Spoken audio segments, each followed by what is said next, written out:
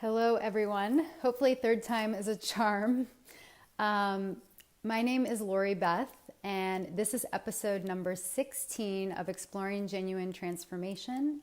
And this is a show where I interview different thought leaders, coaches, healers, therapists, anyone who is in the field of transformation and who's doing some kind of work that relates to transformation for the sake of having more of ourselves, for the sake of waking up, for the sake of freedom versus getting what you want in life.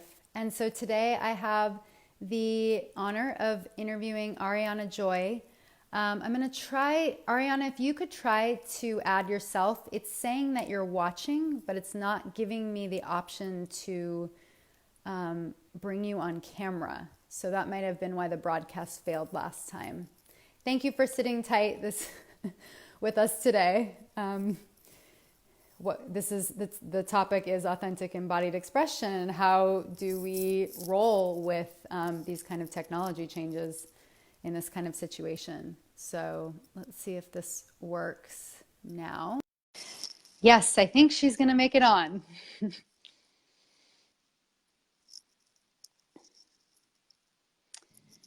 Yay! Wow. Oh, good. It worked. Yay, there we go. Yeah. Third time's a charm. It's perfect for our I love topic. that the universe is just, Yeah. yeah, exactly. Yeah. Life is giving us an opportunity to really just meet authentic experiencing and expression. Exactly. Can you see me okay? Yeah. Mm-hmm. Yeah. Can you hear me okay Yeah. too? Yeah. You're actually pretty loud. You Okay. might, but I think that's okay. I put in some of these babies. This is my first time using them like this, so Cool. we'll see. It's okay? Yeah, it's pretty loud. I might be able to turn it down on my end though. I don't know. I don't know how it comes across. Anyway, the benefits of doing this live and not live. Raw and real. That's right. Here we are. So I wanted to, just for all of our viewers, I want to introduce Aurianna. And so Aurianna is a somatic intimacy coach, and she's also a somatic experiencing practitioner, and she's out of Austin.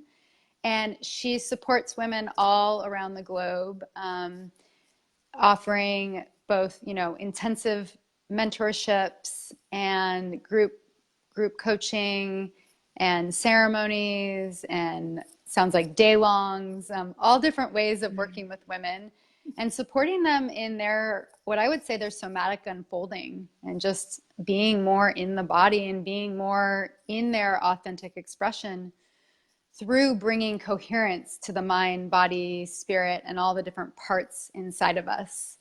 And I'm really excited to have you on the show today. I love this topic, and I also I love the topic also because I probably discovered you maybe only like 2 months ago, and ever since then have just been following you on Facebook. And really, I think what really has struck me from the beginning of seeing some of your posts and your videos is what I would what to me feels like this topic, which is I just felt your Aurianna-ness coming through.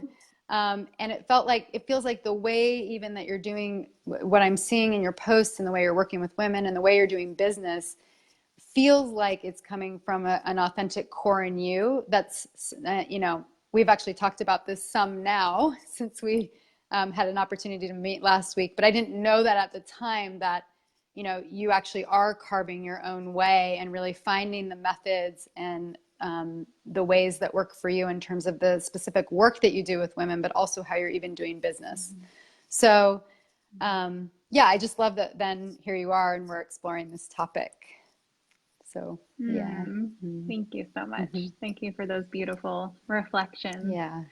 It's reaffirming, because there's times I think this is part of the authentic expression and authentic embodiment process is doubt and wondering, like, if I do this differently than other people, if I do this the way that's authentic to me, is it okay? Does it work? Is it safe?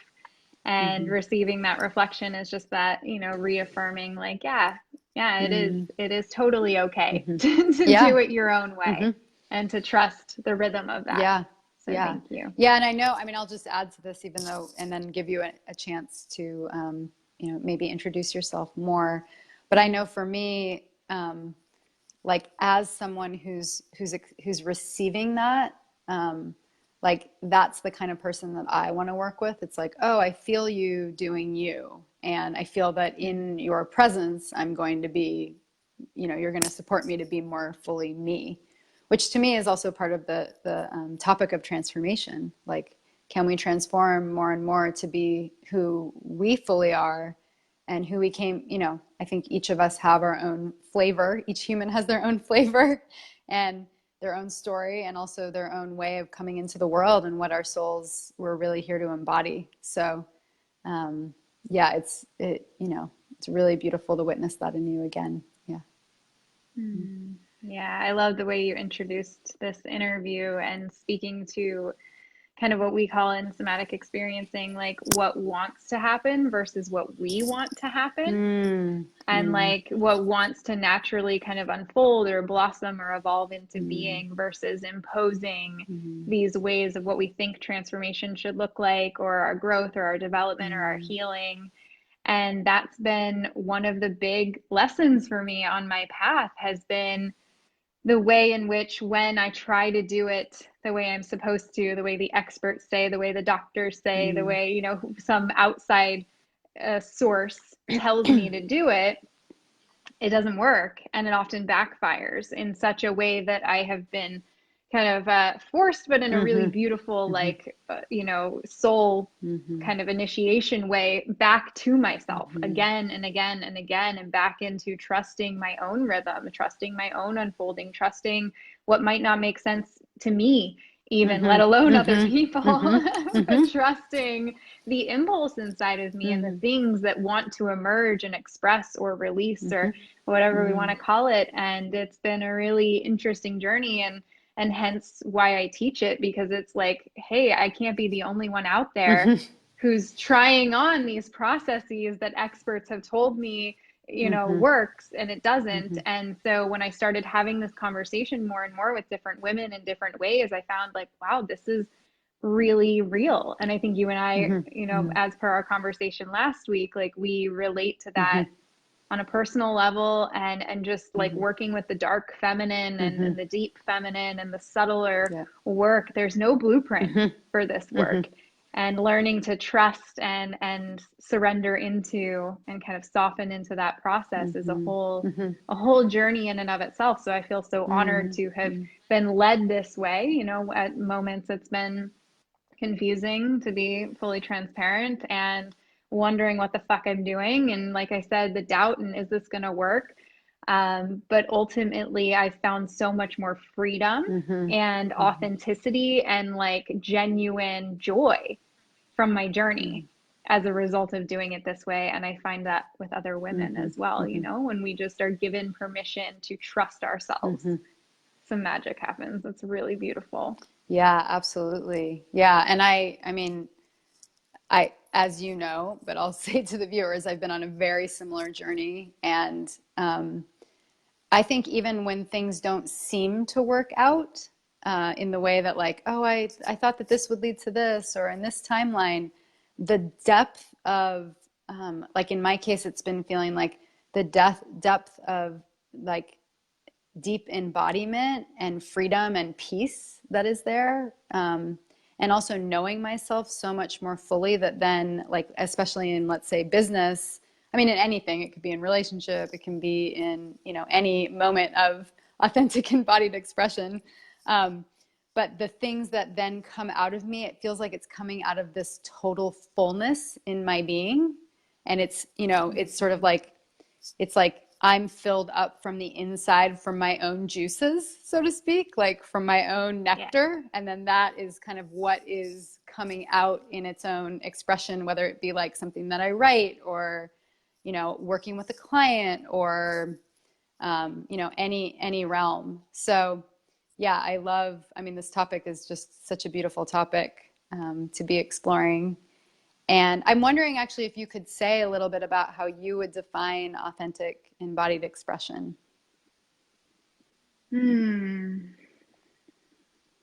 this moment, each moment's gonna unfold a different expression. But in this moment, I would say it's, yeah, what you're touching on, that way in which it comes from deep within.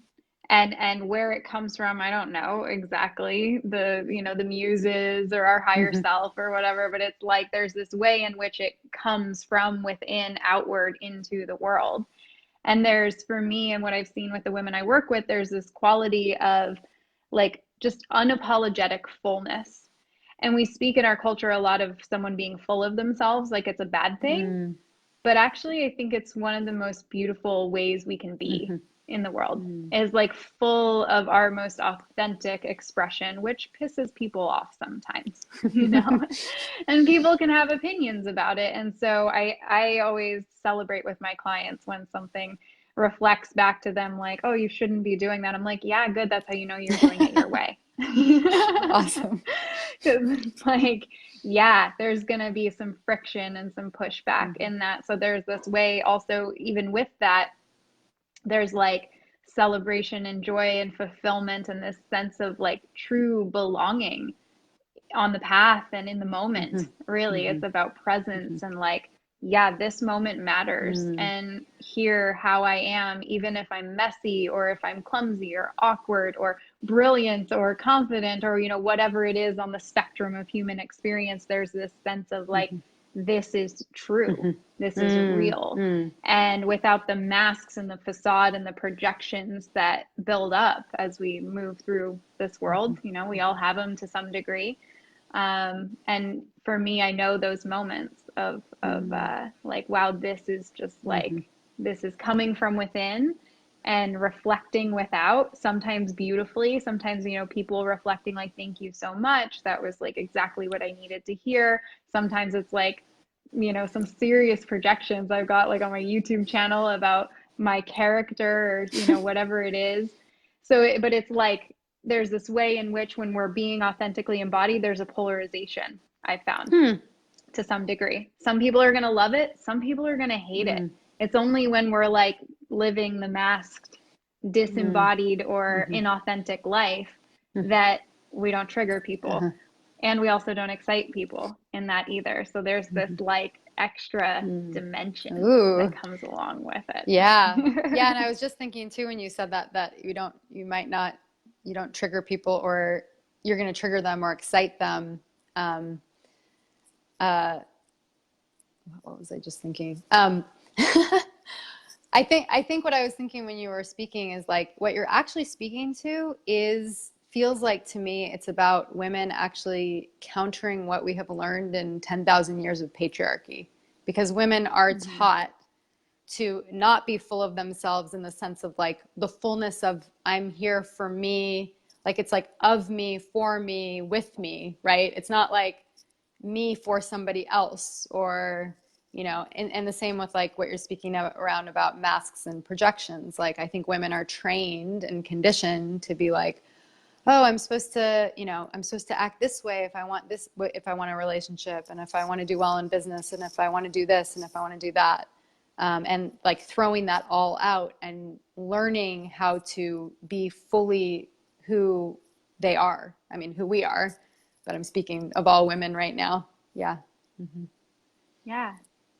Yeah, absolutely. I mean, it's true for men too, but I think for women, there's this particular tone of, I call it like domestication, where there's this way where we've just like lost connection with our wild, with our like authentic, just like deep roaring, whatever, like sensuality or vocal expression, or, you know, like yes and no. It's like, there's this way where we've like contained it all within us for centuries, sometimes out of necessity for our survival or well-being, or the well-being of our children or our family or whatever.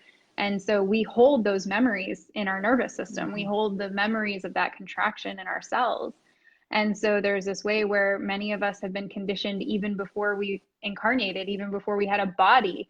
The blueprint for this over domestication was already in our mother's cells.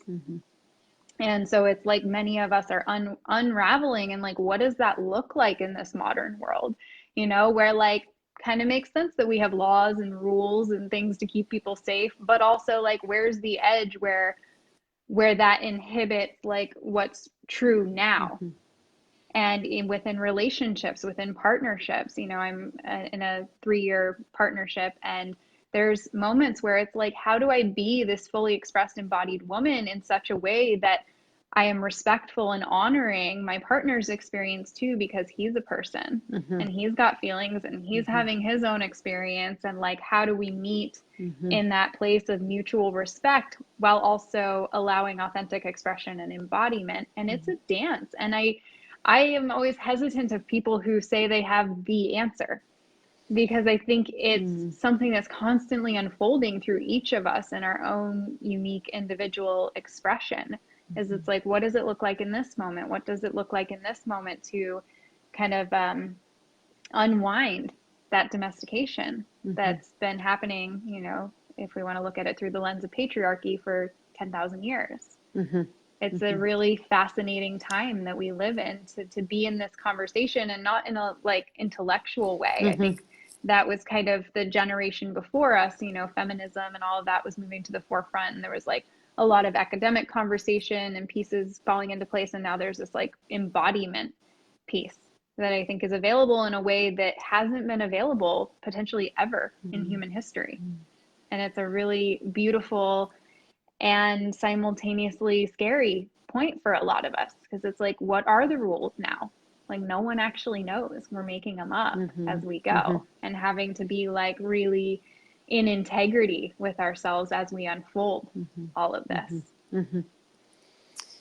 Beautiful. Yeah, I love what you're saying also about kind of like allowing that wild to come out and that full embodiment, but then also how do we be with others in that place, in a place that, you know, is with mutual respect. And I think you're so spot on in terms of saying like, it's a sort of moment to moment practice that there isn't a rule book for.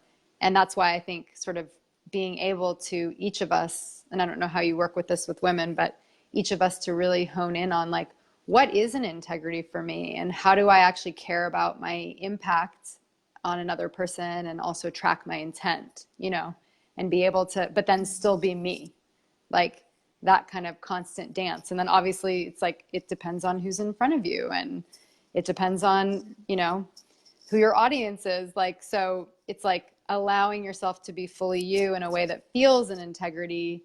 And then sometimes, like with the example you gave before, maybe you're like, oh, I'm pissing a lot of people off, and that's okay because it feels true and real for me. And sometimes it's like, oh, I might be pissing somebody off, and maybe I actually want to work with this a little bit differently, but kind of constantly having to be in that dance together.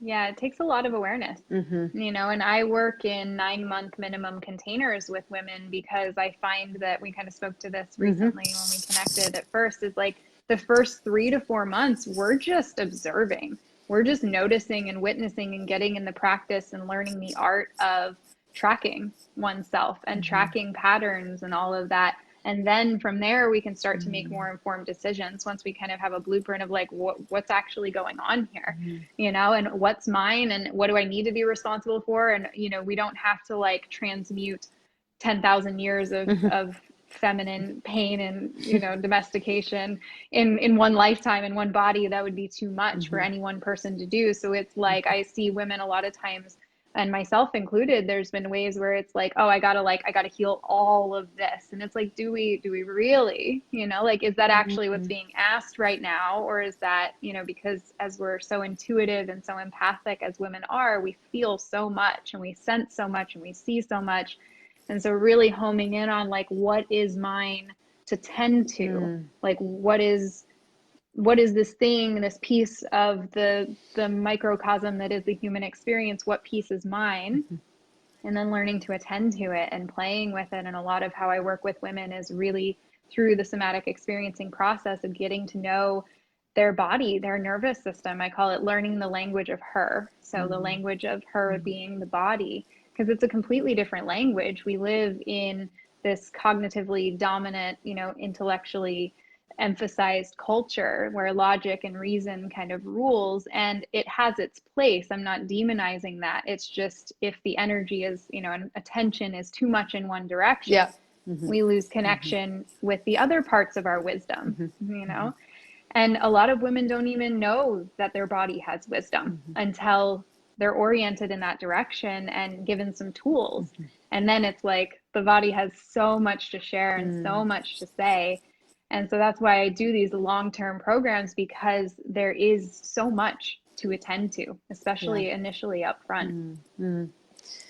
Yeah, I appreciate also what you just said about kind of like that. It's like there's different lenses or different modes of experience that we can experience the world through, and that it's not that you're saying like the body is the only way, but we've been so like the mind has been so overused and overvalorized that there's a disconnection from the body. And so it sounds like that's really what you're kind of bringing back is the balance, and what we wrote in the write-up about the coherence between all the different, parts of self, so that there's not, if there's, it's like, how can we expect like an ecosystem, for example, to be in harmony when things are, out of balance, right? So it sounds like a lot of your work is also about bringing these, bringing your clients' whole worlds, like inner worlds, we could say. I mean, also the outer world, but all of who they are kind of back to, back in a state of harmony, in a state of balance. So everything's kind of able to more fluidly speak to one another, which to me seems also like the authentic embodied expression, right? It's like that sense of all of it coming together. So I don't know. I mean, that's what it was sounding like to me. Yeah, that's a great little recap. Yeah, bringing it all together, harmony, rhythms, dance. I use a lot of dance metaphors when I'm working with clients, because it really is a dance, and it is an evolution, an ever evolving process. And it never ceases to amaze me the moment when I'm like, okay, I figured this thing out. It's like, oh, there's another thing to dance with. Oh, there's another one to dance with. Okay, all right. And like, I grew up as a dancer, and I've practiced ecstatic dance in 5 rhythms. And I think you do like authentic movement. And I do what I call somatic soul play, which is my kind of like custom morning practice that I've created. And it's a way to like get in contact with what's real, because there's so much that draws our attention, our to-do lists and our, and it's all good. It's, when it's good, it's good. And it still draws our attention away from the present moment and coming back to like, what's here? Like, am I angry? Like, what am I angry about? Do I even need to know if I'm angry, or is there just anger that needs to be felt in this moment? Like, is there an action to take? And learning the subtle dance of our organism. People often forget that they're an organism first and foremost. I mean, we could look at it through the lens of we are spiritual beings having human experience. And I do subscribe to that thought of there being an aspect of ourselves that lives outside of time and space. And in this level of reality, we are bodies and we have experiences of the world around us and our environment. And I love the analogy of the ecosystem, because we don't live in isolation. We live in relation to the world around us, and getting to know ourselves on that level and giving ourselves the practice and the patience to meet what is and bring coherence, bring everything back into the space, the body, the mind, the spirit, the dreams and the shadows, the light and the dark, bring it all in and have a conversation with it. I find to be really powerful and enlightening. Yeah, that's beautiful. I love that description of it. And I'm just, there was something that was coming to mind when you were speaking. What was it? My authentic embodied expression today is that I have a little bit of a headache, and it's sort of affecting my mind. There was something that I was feeling into as you were talking, just about, I think it was about that coherence, or about, I'm trying to bring it back. Take your time. Yeah, we'll see It'll come what back. it was. Oh, I think what I was curious about as you were talking, and you sort of said it at the beginning, but I'd love for you to go into it a little bit more, is, so there's this process that you're describing right now of like, working with clients in a slow way, which I also really love. I mean, 9 months isn't even that slow. It actually, it's a Yeah. lifelong process of unfoldment. And it's been funny for me as a psychotherapist to come into the coaching field and everything's so short. And I'm like, oh, things actually take a long time. I mean, there can be Yeah. huge shifts that happen. But sometimes shifts, sometimes, and I imagine this is how you're working with people, like you're working for a while and it seems like, oh, we're just kind of moving along slowly. And then all of a sudden there's like just a huge shift in the person, right? And how they're Hmm. experiencing their world. But I think what I was going to ask about that was just, so I love that you're working slowly with with your clients. That also feels like it's more of it's like honoring the feminine, the deep feminine, the dark feminine, that place of, we're not actually trying to get anywhere. We're just trying to be, and we're trying to drink from that deep well of the earth, of our wombs, of the heart of the moment, we could say. Um, Mm. the present moment that's right here. Um, I'm curious how you like, what was I, you sort of, so we're talking about sort of the preliminary steps. And then you also were talking at the beginning about sort of this authentic embodied expression being kind of a flow that's moment to moment. And so I was curious if you could speak to that a little bit more, because I think that there's a process that we learn in this culture that's like, you want to build a bit, like, let's take a business, since maybe it would be good to ground it in an example. Um, it's like, okay, you build a business and you take this step and this step and this step, and then that's going to lead to this, this, and this. And in my experience, none of that has ever happened, like in any area of my life, actually. um, so I'm curious about, this, like the process of being in the moment more and being almost in that cross section of reality, you could say, where like everything's kind of open, right? And that Mhm. how from in your experience, like from that place, or what is the place that then allows for this more like is I'm having a hard time asking the question. Um, is the place like, what's your experience and what is your experience with clients of watching, of like, of having it be more of an unfoldment versus like what my mind thinks is going to get me to A, B, C, or D? Can you talk a little bit about that process? Yeah. Yeah. I feel inspired to share kind of how this process began for me, and Yeah. then I can like Yeah. Great. go from there. So in 2013, I lived in the jungle. I was living and working in an ayahuasca healing center, and I was spending large amounts of time in isolation in my little hut in the jungle by myself. And as I was working with plant medicines, non-entheogenic, non-hallucinogenic plant medicines, just plant spirit medicine. So I was essentially communing with plant spirits and learning from them.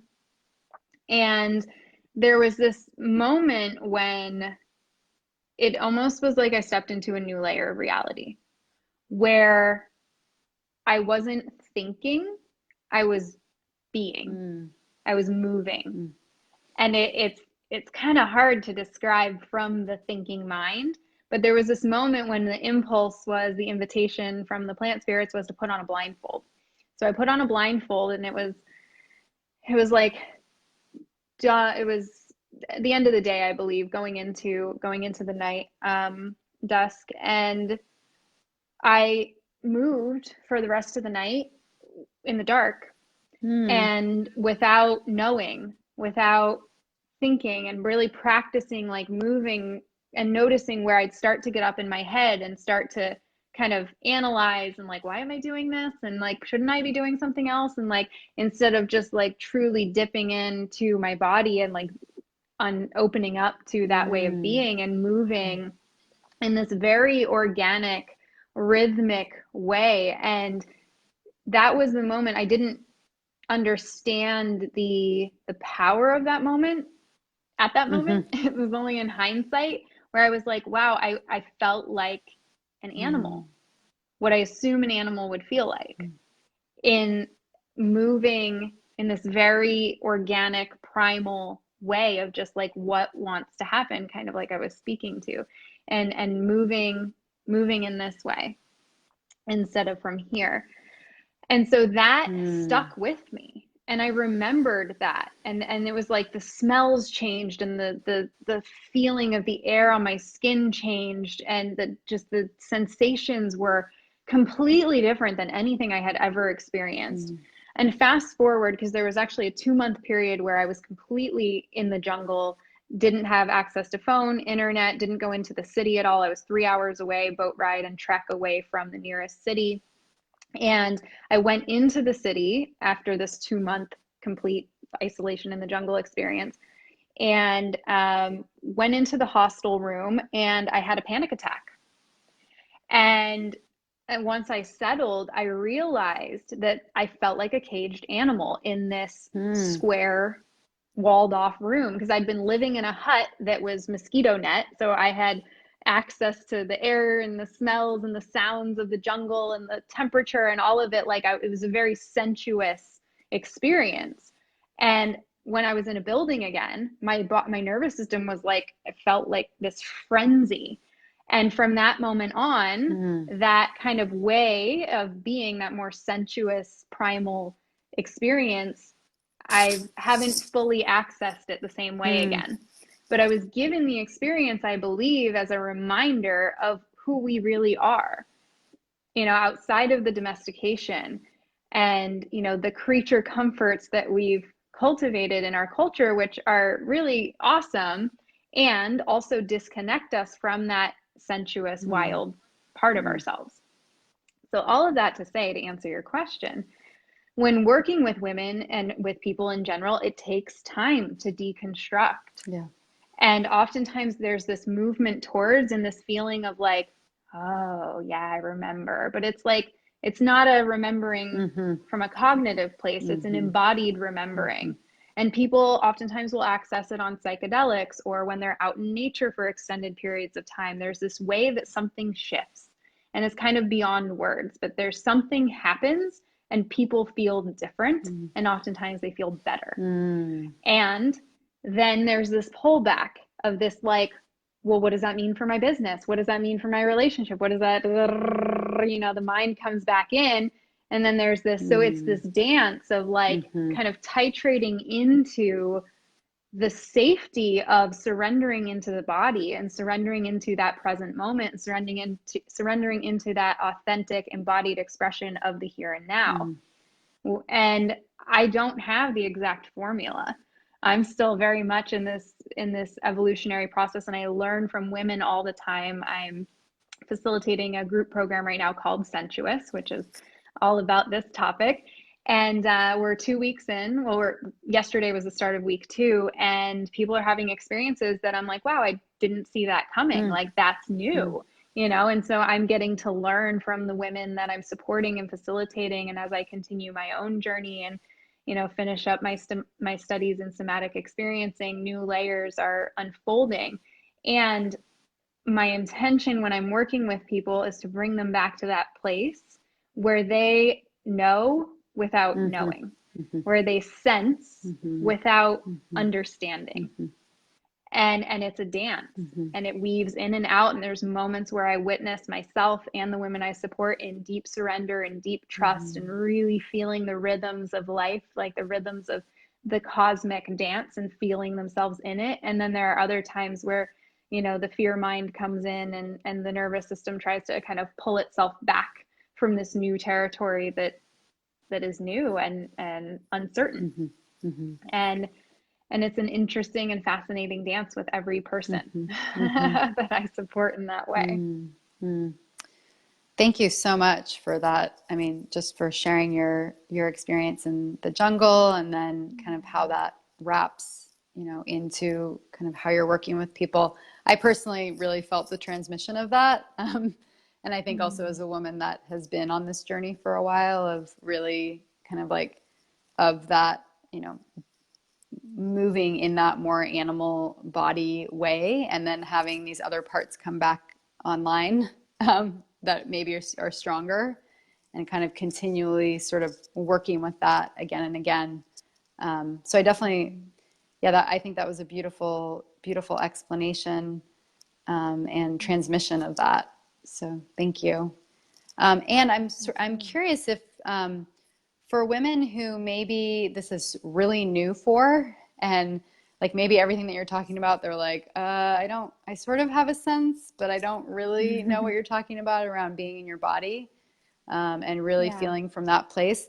Is there like a couple of sort of a couple of tips or a couple of sort of pieces of wisdom? It could be exact practices that you do with women when they're first starting out, because it would just be great to have people, you know, for the women watching this and the men, to get a sense of, you know, a beginning way even to go to be more in the body and be less, you know, in this other conceptual place that we often live. Yeah, there's a book that I recommend to all of my clients called Reclaiming the Body. I can't remember the name of the author right now. If you go on Amazon, it'll be there. It's a really great intro book to some of these concepts, and she has some practices and some guided meditations and things like that. So that's one resource. And then simply practicing what I call pivoting, which is noticing where your awareness is and then shifting it, pivoting it. And that could be as simple as hand on the heart, hand on the belly, taking a deep breath and just asking yourself, what's going on right now? What do I notice? I start with noticing. It's kind of where I start with my clients and learning how to track themselves. And we do this in session, and I'll give them little, you know, opportunities for play is what I call them, little homework assignments to practice. And, but simply starting by pivoting your attention. And I am a huge fan of Post-it notes. I have like Post-it notes all over my house, and I write on my mirror. And, you know, when we've become habituated in operating in a certain way in the world, we need reminders. So that's why working with a practitioner is really lovely, because people can get that weekly or more regular reminder depending on the dynamic. But also having little Post-it notes or things on the mirror of like, what do I notice in my body right now? And getting curious, remaining curious and open, and noticing sensation, noticing where we feel tight or where we feel heavy, or where, like you said, you know, you're noticing the headache, and it's like, okay, like, and without judgment, right? There's a lot of times where we will, and this is coming from someone who's lived with chronic pain for 16 years or so, is like there can be this judgment, right? Of like, this is wrong, or it shouldn't be here, or like something's off because this is here. And if we can practice cultivating curiosity with what is, oftentimes that's how we can start to receive the wisdom or the messages, or what I call the medicine from the constriction or the contraction of energy that's happening in our body. So simply, you know, making it easy, setting yourself up for success by Post-it notes, working with a practitioner, writing on your mirror, you know, reading, even if you just spend like 5 minutes every day reading a book on somatic awareness or somatic practices, yoga, ecstatic dance, things like that. They're all really good tools to help us just notice where we are and what's happening. And then from there, there's a lot of different avenues and a lot of different practices, as I'm sure you're familiar with many of them as well. But I think the first piece is that pivot, because it's like, if we're not looking, we're not seeing. So getting in the practice of what's going on in my body? What do I notice in my body? What sensations am I experiencing right now? And remaining curious and open-minded. I love that. It's so simple, but it's not easy, right? Like, I mean, when I think when women are first starting out really learning this and learning to be in our bodies. And so it can almost, you know, I think especially in this again, to me sort of speaks to kind of how fast paced and conceptual our world can be. Like in this world that's like, I just want mastery. Just show me how to do this, you know?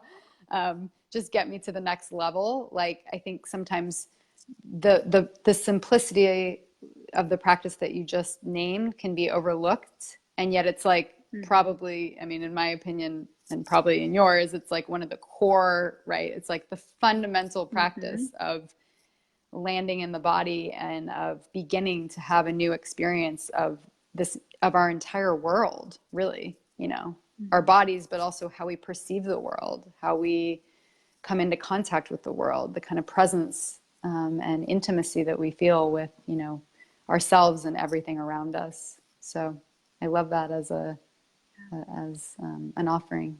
Thank you. Yeah. You're welcome. Yeah, I think that, does this feel like a good place to end? Do you have more that you would like to say? Yeah, I just wanted to speak to Yeah. that you were speaking to, because I think it's probably relevant for some people watching. Is I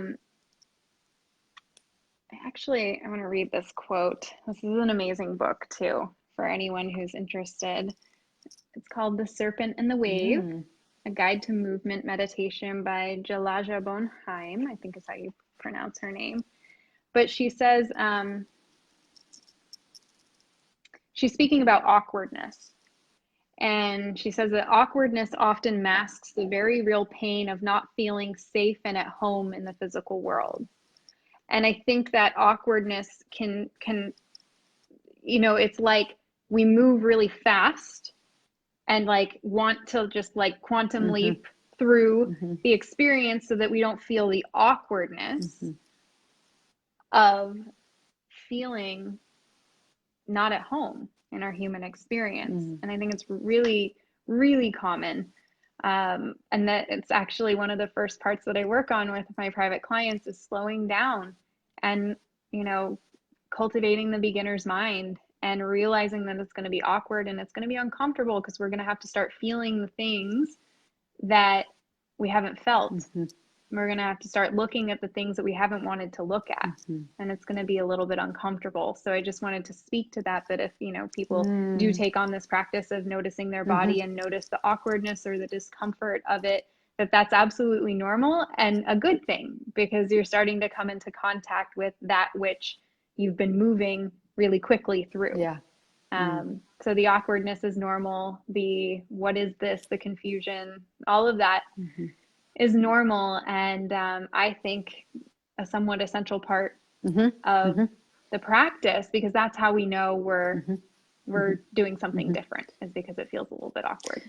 Yeah, I would also add to that when you said the word confusion, that I think that when people first go into their bodies, it's like there's a realization of, oh, I don't even know what I'm feeling, you know, whether it be an emotional experience or a sensation, that there's so much.